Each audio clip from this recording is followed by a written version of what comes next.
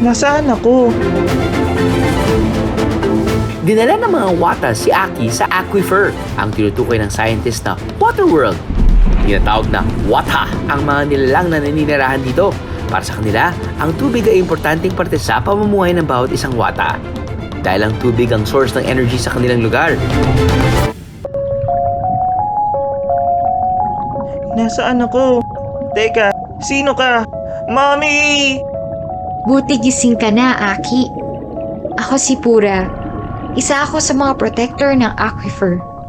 Nandito ka sa aquifer, ang water world. Ano ako napunta dito?